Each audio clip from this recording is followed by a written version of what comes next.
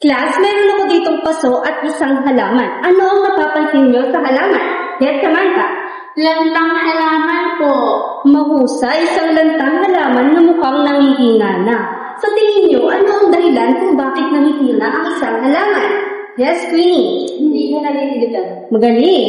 Yes, Jeriel. Kulang po sa pag-aalaga. Magaling. Ang isang halamang nalanta ay kulang sa pag-aalaga, pagmamahal at hindi nadidiligan ng tama. Pero kapag diniligan ko ito at nilagyan ko ng pagmamahal ang pag-aalaga dito, ano kaya ang mangyayari? Yes, Christina.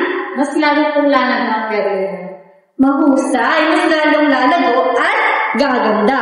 Ngayon ay meron akong isang pandilig dito na may lamang butil na tubig. At ang nais ko ay lagyan nyo ng isang salitan sa tingin nyo ay makatutulong sa isang halaman upang lumago at gumanda. Ayan, maaari nyo lang bigyan ng isang salita.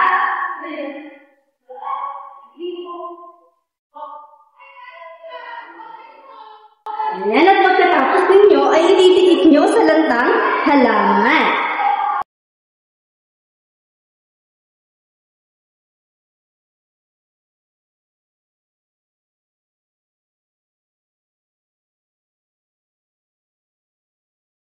Ayan, maraming salamat.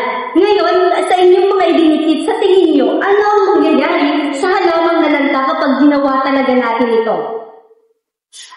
Yes, Samantha.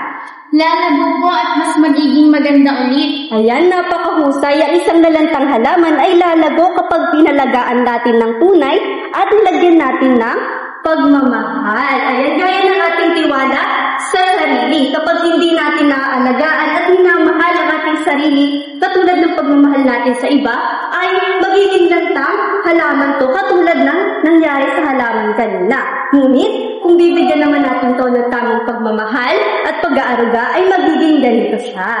Kaya ang ating tatalakayin ngayong araw ay tungkol sa... Maaari bang sabay-sabay nating basahin?